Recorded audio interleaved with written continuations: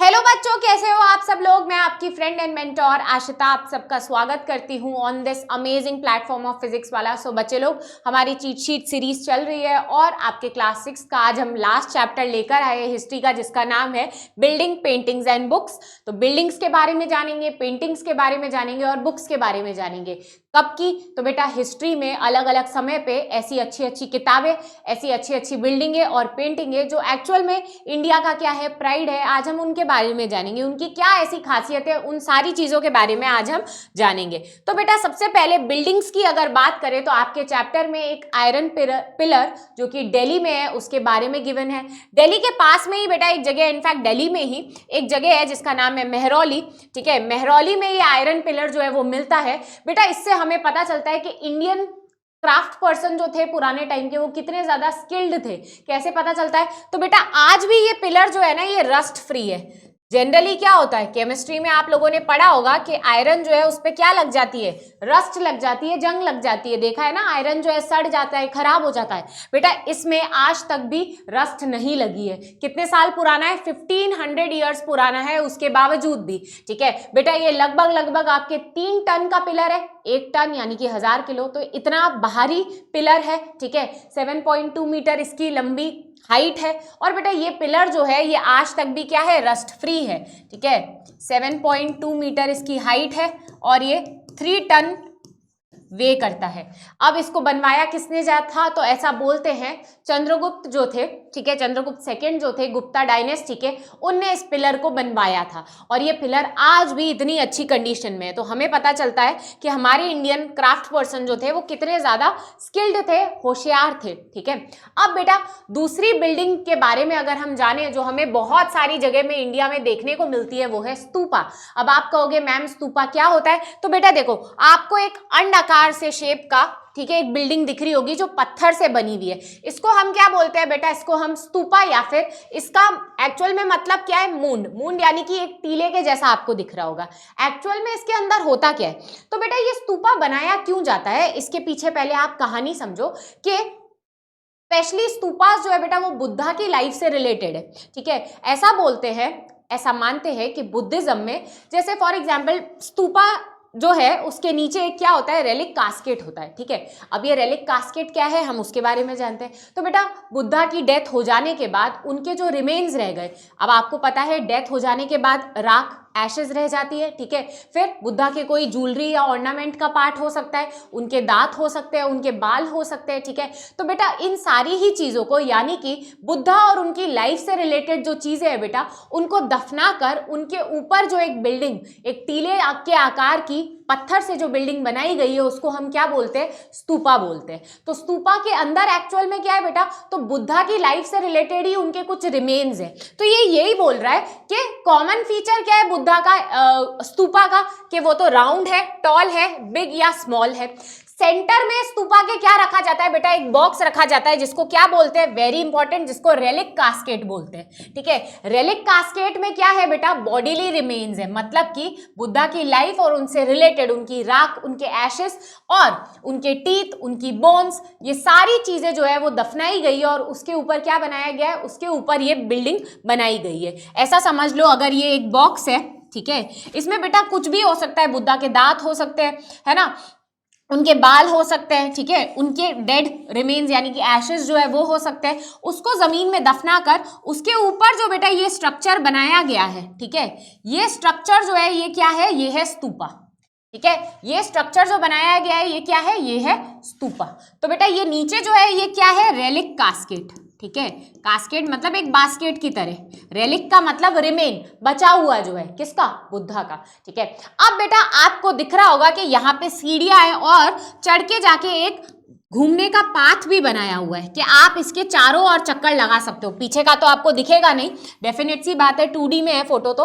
ठीक है, आप बेटा अगर आप पीछे से देखोगे तो आप इसके चारों ओर चक्कर भी लगा के आ सकते हो। तो बेटा ये जो रास्ता है जो आपको चारों ओर चक्कर लगाने के लिए जगह दे, इसको क्या बोलते हैं, प्रदक्षिणा पथ। क्या बोलते हैं, इधर आपको ये दिख रहा होगा, ये एक्चुअल में क्या है बेटा, ये है प्रदक्षिणा पथ। ठीक है, प्रदक्षिणा जैसे हम मंदिर में लेते हैं ना प्रदक्षिणा, वैसे ही बेटा आप इसके चारों ओर भी घूम सकते हो सर्कुलर वे में, है ना, क्लॉकवाइज डायरेक्शन में। तो बेटा वो क्या है, वो है प्रदक्षिणा पथ। तो स्तूपा के चारों ओर बेटा आपको क्या देखने को मिलेगा, प्रदक्षिणा पथ भी देखने को मिलेगा। तो आपको क्या याद रखना है, रेलिक कास्केट और प्रदक्षिणा पथ के बारे में याद रखना है।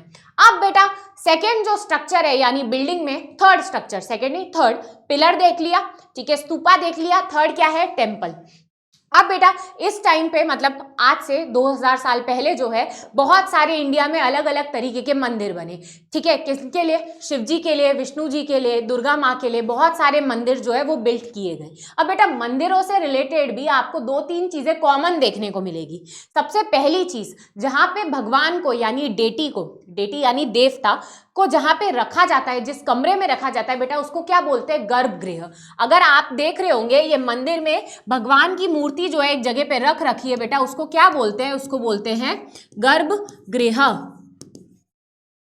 तो इसको क्या लिखेंगे, गर्भगृह क्या है बेटा, रूम है, room where image of deity is kept. तो बेटा जहां पे भगवान की मूर्ति रखी जाती है उस रूम को या उस एरिया को क्या बोलते हैं, गर्भगृह बोलते हैं, ठीक है। अब बेटा गर्भगृह के अलावा जो पूजा करने आए हैं जो लोग हैं मंदिर में बैठेंगे, आरती करेंगे, पूजा करेंगे, वो कहाँ पे करेंगे, तो बेटा एक ऐसा हॉल जहां पे लोग असेंबल हो सके, इकट्ठा हो सके, उसको क्या बोलते हैं, उसको बोलते हैं मंडप, ठीक है, क्या बोलते हैं, मंडप। तो बेटा मंदिर में assembly hall for prayer, prayer के लिए जो असेंबली हॉल होता है वो क्या होता है बेटा, वो होता है मंडप, ठीक है। तो आपको हर मंदिर में गर्भगृह देखने को मिलेगा और मंडप भी देखने को मिलेगा। तो अब जब भी मंदिर जाओ ये दोनों चीजें क्या करोगे, देखोगे। अब बेटा उसके अलावा आपने बाहर से भी अगर मंदिर को देखा होगा तो आपको मंदिर का एक टावर हमेशा दिखता होगा, ठीक है। आप जिस भी एरिया में रह रहे हो वहां पे आज मंदिर देख के जाओ और आपको एक मंदिर का एक टावर जरूर दिखेगा। उस टावर को क्या बोलते हैं बेटा, शिखर। क्या बोलते हैं, शिखर, ठीक है। शिखर क्या है, टावर। तो बेटा मंदिर का जो टावर होता है, ठीक है, उसको क्या बोलते हैं, उसको हम बोलते हैं शिखर। अब बेटा आपको एक और शब्द सुनने को मिलेगा, मोनोलिथिक टेम्पल। तो बेटा एक ऐसा मंदिर जो एक ही पत्थर से बनाया गया हो उसको क्या बोलते हैं, मोनोलिथिक टेम्पल। पुराने टाइम में क्या होता था, बड़े बड़ी गुफाएं होती थी, बड़े बड़े पत्थर के टुकड़े हुआ करते थे बेटा, उनको कट कर करके, ठीक है, उनकी नक्काशी कर करके उनमें से एक ही पत्थर में से पूरे मंदिर को बनाया जाता था। और ये इंडिया में इस तरीके के मोनोलिथिक टेम्पल हमें बहुत देखने को मिलते हैं, ठीक है। अब अगर तुम लोगों को खुद की नॉलेज के लिए देखना हो तो एक बार जरूर कैलाशनाथ टेम्पल देखकर आना अगर महाराष्ट्र जाओ तो, ठीक है। और वो कैलाशनाथ टेम्पल जो है बेटा वो एक्चुअल में एक बहुत बड़ी गुफा को काट के बनाया गया है, सिंगल रॉक के पत्थर से बनाया गया है, इसीलिए उसको हम क्या बोलते हैं, मोनोलिथिक टेम्पल बोलते हैं। मोनो यानी सिंगल, लिथिक यानी पत्थर। तो बेटा सिंगल पत्थरों से जो बनाया गए टेम्पल्स है उनको मोनोलिथिक टेम्पल्स बोलते हैं। तो आपको एक शब्द सुनने को मिलेगा, मोनोलिथिक टेम्पल, ठीक है। सारे टेम्पल मोनोलिथिक नहीं होते पर इंडिया में बहुत सारे ऐसे टेम्पल है बेटा जो सिंगल रॉक से बने हो, सिंगल रॉक कट टेम्पल है, ठीक है, सिंगल रॉक से बने गए। तो अब आप अंदाजा लगा लो कि इसमें कितनी ज्यादा स्किल लगती होगी, ठीक है। अब बेटा ऐसे ही बहुत सुंदर सुंदर टेम्पल हमें साउथ में भी देखने को मिलते हैं। आपकी एनसीईआरटी में स्पेशली 2 जगहों का नाम मेंशन किया गया है, एक है महाबलीपुरम और दूसरा है अहियोल। आपके लिए ये दोनों इंपॉर्टेंट है क्योंकि यहाँ पे बहुत सारे मोनोलिथिक टेम्पल्स देखने को मिलते हैं। अहियोल कहाँ पे है, कर्नाटका में। महाबलीपुरम कहाँ है, तमिलनाडु में, ठीक है। तो आप क्या लिखोगे, इनफैक्ट ये जो टेम्पल दिख रहा है ना आपको, ये एक्चुअल में दुर्गा टेम्पल अहियोल का ही है ना। सुंदर सा टेम्पल दिख रहा है, ये टेम्पल जो है ये अहियोल में ही है। तो अहियोल में बहुत सारे सुंदर सुंदर टेम्पल्स हैं। अहियोल कहाँ है, कर्नाटका। अब जाओ तो जरूर देखकर आना। उसके अलावा बेटा महाबलीपुरम जो कि तमिलनाडु में है, is also popular for temples, ठीक है। तो आपको ये 2 नाम क्या रखने हैं, याद रखने हैं। अब बेटा हम आ जाते हैं पेंटिंग्स पर। पेंटिंग्स में बेटा आपको अजंता और एलोरा केव्स में बहुत सुंदर सुंदर पेंटिंग मिलेगी देखने को। पुराने टाइम में लाइट, बिजली, डायरेक्ट सोर्स तो इलेक्ट्रिसिटी का होता नहीं था, टॉर्च की मदद से या फिर मशाल आग लगाकर लोग जो है अंधेरे तले पेंटिंग्स बनाया करते थे गुफाओं के अंदर। और बेटा ये केव पेंटिंग्स जो है इनको हम केव पेंटिंग्स बोलते हैं, है ना। तो बेटा ये केव पेंटिंग्स जो है आपको अजंता और इसके साथ साथ एलोरा में भी, ठीक है, दोनों ही महाराष्ट्र में देखने को मिलती है ना। बहुत सारी यहाँ पे आपको गुफाएं मिलेगी और गुफाओं के अंदर बेटा बहुत सारी पेंटिंग्स देखने को मिलेगी। आपको दिख रहा होगा इसमें रिच, रेड, येलो, ऐसे कलर्स का यूज किया गया है। अब बेटा ये जो कलर्स है ना, ये आर्टिफिशियल कलर्स नहीं है, ये पत्तों को पीसकर, प्लांट्स को पीसकर उनसे निकाले गए कलर्स है। और इन कलर्स को अंधेरे तले जो आर्टिस्ट है, जिनके हमें नाम नहीं पता है किन्ने बनाया है, वो लोग काफी ज्यादा पेंटिंग किया करते थे। और ये पेंटिंग आज भी अजंता और एलोरा केव्स में जाओगे आपको देखने को मिलेगी। 2000 साल पुरानी पेंटिंग्स है, लगभग ऐसा बोलते हैं 1500 से 2000 साल पुरानी है, पर फिर भी आज भी हमें बहुत अच्छी कंडीशन में देखने को मिलती है। अब बेटा आ जाते हैं हम, क्योंकि बिल्डिंग पेंटिंग एंड बुक्स है तो बुक्स की दुनिया में आ जाते हैं। पुराने टाइम में बहुत सारी किताबें लिखी गई हैं, ठीक है। जब लॉन्ग स्टोरीज हो, ठीक है, जब बहुत लंबी कथाएं हो, किताबें हो, जब हम किताबों को कथाएं कहने लग जाए तो बेटा उनको हम क्या कहते हैं, एपिक्स बोलते हैं। तो एपिक्स क्या है बेटा, एपिक्स वो है, epics were composed and compiled. Epics बेटा बड़ी कंपोजिशन है, मतलब कि बहुत बड़ी कहानियां हैं, ठीक है, जो हीरो में, ठीक है, हीरो की कहानी से रिलेटेड, औरत अगर उसकी लाइफ में कोई है, विमेन से रिलेटेड, या फिर गॉड से रिलेटेड, उनके आसपास, ठीक है, पुराने टाइम की जो कहानियां हैं उनको हम एपिक्स बोलते हैं। इसमें कई बार ऐसा नहीं है, जरूरी नहीं है कि सिर्फ हीरो हीरोइन की कहानी है, नहीं, बहुत सारी स्टोरीज ऐसी भी है जो गॉड और उनकी लाइफ से रिलेटेड है। जैसे हम आज राम जी की पूजा करते हैं बेटा, तो राम जी से रिलेटेड रामायण जो है वो एक एपिक है ना। हम लॉर्ड कृष्णा जी की पूजा करते हैं तो बेटा लॉर्ड कृष्णा के लाइफ का एक बहुत बड़ा इवेंट महाभारत है, और महाभारत के बारे में हम जो पढ़ते हैं वो भी एक एपिक है, बड़ी स्टोरी है, लंबी स्टोरीज है, ठीक है। तो बुक्स में एपिक्स इस टाइम पे बहुत लिखी गई। तो बेटा सबसे पहली एपिक जो आपके किताब में दी हुई है वो है सिलापदीकरम। अब सिलापदीकरम जो एपिक है ये साउथ इंडिया की है तो इंडिया ही है ना। तो साउथ इंडिया में बेटा जो किताब लिखी गई थी वो थी सिलापदीकरम। अब सिलापदीकरम क्या है, ठीक है, किसने लिखी है, सबसे पहले तो इलानो अडिगल नाम का एक पोएट है, एक कवि है, ठीक है। इलांगो नाम आप याद रख लो, इतना बहुत है। उनने सिलापदीकरम नाम की जो बुक है उसको लिखा है, तमिल एपिक है, तमिल भाषा में लिखा गया है, 1800 साल पहले लिखा गया है, ठीक है। बेटा ये जो है ये एक लव स्टोरी है, किसके बीच में, मर्चेंट और उसकी वाइफ कन्नगी के बीच में, है ना। अब बेटा इसके साथ साथ ही एक और इसकी सीक्वल, जैसे आप मूवी में सीक्वल देखते हो ना, वैसे ही इसी स्टोरी का एक और सीक्वल है जिसका क्या नाम है, मणिमेकलाई। इसको किसने लिखा है, तो इसको सत्तनार ने लिखा है। देखो मैं आपको याद करने की ट्रिक बता देती हूँ, ठीक है। ट्रिक क्या है, मतलब आपको बार बार बोलना ही पड़ेगा। सिलापदीकरम किसने लिखी है, इलांगो। उसी की जो सीक्वल है मणिमेकलाई, उसको किसने लिखा है, सत्तनार, ठीक है, ठीक है। जो एस है उसके साथ एस नहीं है। सिलापदीकरम, इलांगो, मणिमेकलाई, सेकंड जो सीक्वल है उसको लिखा है सत्तनार ने, है ना। ये दोनों ही क्या है बेटा, तमिल एपिक्स है, ठीक है, लव स्टोरी है। तो आपसे ये पूछा जा सकता है सिलापदीकरम या तो लिखी किसने, ठीक है, ये क्या है, तो लव स्टोरी है, तमिल भाषा में लिखी गई है, किसके द्वारा, इलांगो के द्वारा। इसकी ही आगे सीक्वल है, वो कौन है, मणिमेकलाई है। तो मेरे साथ साथ लिखो कमेंट बॉक्स में, तो याद हो जाएगा आप सब लोगों को, ओके। अब नेक्स्ट जो कवि जो काफी ज्यादा फेमस है, जिनके बारे में हम आज भी, जिनकी कविताएं हम पढ़ते हैं, जिनकी कहानियां लिखी गई आज भी हम पढ़ते हैं, वो है बेटा कालिदास जी, ठीक है। कालिदास जी ने बहुत सारी किताबें लिखी है, विक्रम उर्वशी, अभिज्ञान शकुंतला, ठीक है, रघुवंश, फिर मेघदूत, बहुत सारी पोयम्स भी लिखी है, बहुत सारी कहानियां भी लिखी है। आपके एनसीईआरटी में 2 गिवन है तो आपको 2 याद रखनी है। कौन कौन सी, एक है अभिज्ञान शकुंतलम, अगेन बेटा ये एक लव स्टोरी है, राजा और एक कॉमन गर्ल शकुंतला के बीच में, है ना। और राजा दुष्यंत और कॉमन गर्ल शकुंतला के बीच में लव स्टोरी है। आपको डिटेल में नहीं जाना है, आपको बस ये याद रखना है कि कालिदास जी ने एक कहानी लिखी अभिज्ञान शकुंतला, ठीक है। तो ये शकुंतलम मैंने इसीलिए फोटो डाली है ताकि आपको याद रहे। उसके अलावा बेटा एक मेघदूत नाम की पोयम है ना, ये बारिश रेन से रिलेटेड है, ठीक है। मेघदूत नाम की जो पोयम है ये भी कालिदास जी ने लिखी है। ये क्या है, ये है स्टोरी और ये है पोयम। तो कालिदास जी ने इस टाइम पर यानी कि 1500 ईयर्स पहले बहुत सारी अच्छी अच्छी किताबें लिखी है जिसने हमारे इंडियन लिटरेचर को बड़ा स्ट्रॉन्ग किया है, जिनको हम आज भी याद करते हैं। अब बेटा उसके अलावा और कौन सी स्टोरीज है, अब है उसके अलावा स्टोरीज है पुराण्स। पुराण्स का मतलब क्या है, ओल्ड, ऐसी कविता, ऐसी कहानियां जो बहुत पुरानी है, ठीक है। ऐसी कहानियां जो भगवानों के बारे में बात कर रही हैं, अलग अलग गॉड्स के बारे में बात कर रही हैं कि हाँ ये यूनिवर्स कैसे बना, ठीक है।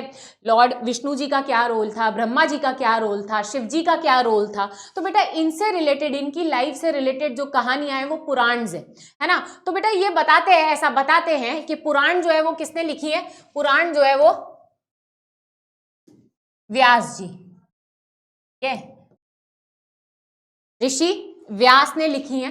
अब आप मुझे कमेंट बॉक्स में बताओगे अगर आपको पता है व्यास जी ने एक और कौन सी एपिक है जो लिखी है, ठीक है। तो अगर आप सब लोगों को याद आ रहा हो तो महाभारत है ना, जिसमें हम पढ़ते हैं कि कौरव और पांडव के बीच में युद्ध होता है, बेटा वो भी व्यास जी ने ही लिखी है। तो ये जो फोटो है ये एक्चुअल में किनका है, व्यास जी का है, ठीक है, पुराण लिखते हुए। तो पुराण का मतलब क्या है, ओल्ड, है ना। बहुत सारी ऐसी पुराण यानी ओल्ड एपिक्स है जो हमारे हिस्ट्री में लिखी गई है, ठीक है, जैसे कि विष्णु पुराण, शिव पुराण, है ना। उसके अलावा बेटा दो एपिक्स जिसके बारे में हम बहुत सुनते हैं वो है महाभारत और रामायण। रामायण किसने लिखी है, वाल्मीकि जी ने। और महाभारत अगेन किसने लिखी है, व्यास जी ने, ठीक है। तो हमको दोनों चीजें याद रखनी है, उसके अलावा हमें यह भी याद रखना है शिव पुराण, विष्णु पुराण, ठीक है, जितनी भी पुराण है वो भी व्यास जी ने लिखी है। याद रहेगी ये सबको बात, बिल्कुल याद रहेगी, ठीक है। अब उसके अलावा हमें बुक्स ऑन साइंस भी देखने को मिलता है। ऐसा नहीं है हमारे इंडिया में सिर्फ पुराण और सिर्फ लव स्टोरी या फिर सिर्फ पोएम्स, नहीं, साइंस से रिलेटेड भी बहुत सारी किताबें हैं हमारे इंडिया में, ठीक है। हमारे इंडिया में ऐसे ऐसे पुराने टाइम में साइंटिस्ट रहे हैं बेटा जिनने ऐसे ऐसे आविष्कार किए हैं जो आज तक भी हम जिनको फॉलो कर रहे हैं, जिनको हम बड़ा एडवांस मानते हैं, है ना। जैसे कि सर्जरी करना हो गया, है ना, आई ट्रीटमेंट करवाना हो गया, बेटा ये पुराने टाइम में भी हुआ करते थे, ठीक है।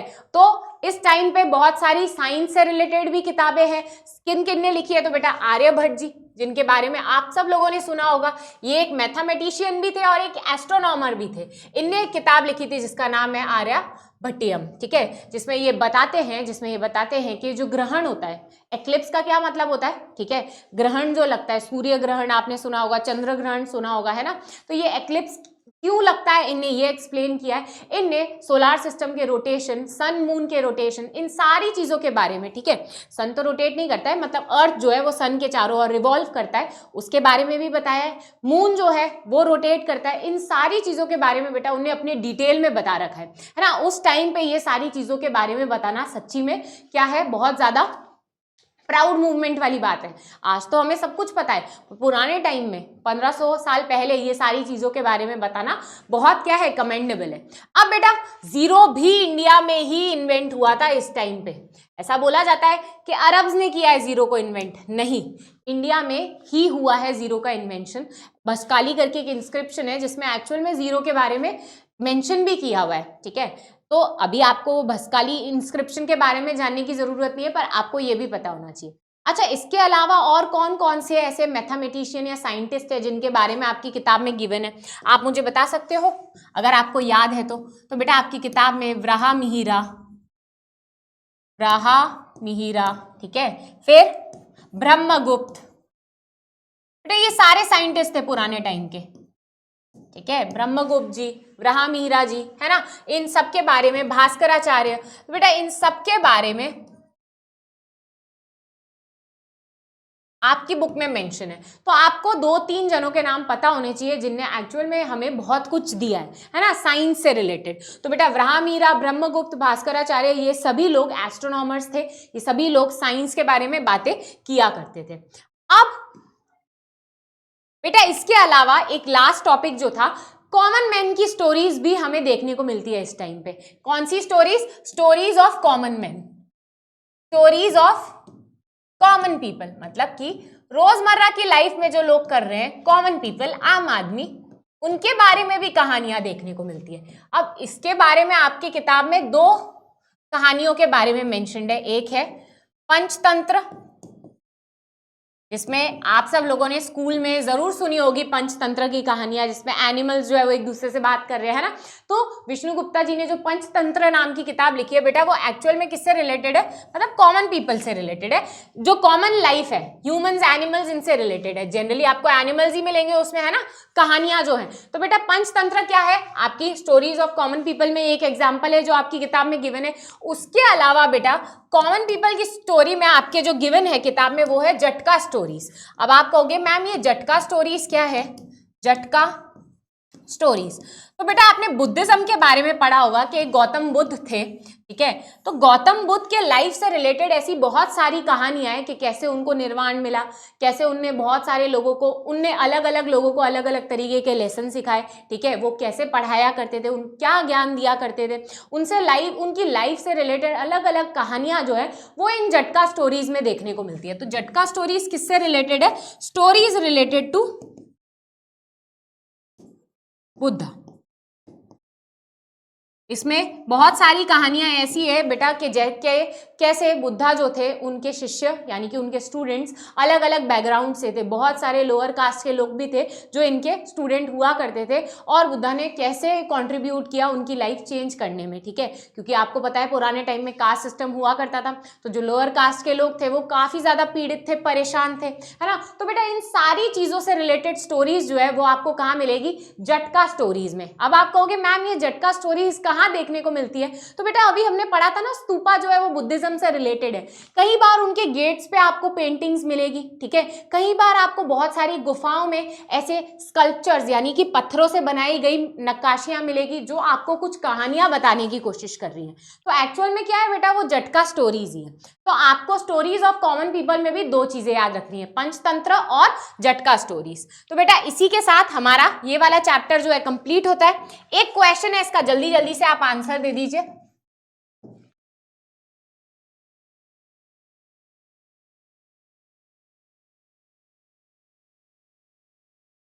Stupa has remains of Buddha in dash A छतरी, B relic casket, C प्रदक्षिणा पथ, डी मंडप। चलो जल्दी जल्दी बताओ, बुद्धा जो है उनके रिमेन्स स्तूपा में जो देखने को मिलते हैं वो किसके अंदर देखने को मिलते हैं? तो करेक्ट आंसर क्या है? Option number B, relic casket में। तो बेटा इसी के साथ हमारा ये वाला चैप्टर जो है कंप्लीट होता है। I wish you all the very best for your exams and आगे भी, ठीक है, इसी तरीके से बढ़िया पढ़ते रहो, समझते रहो। एंड अब हम लोग नेक्स्ट जब भी कभी मिलेंगे। Thank you very much.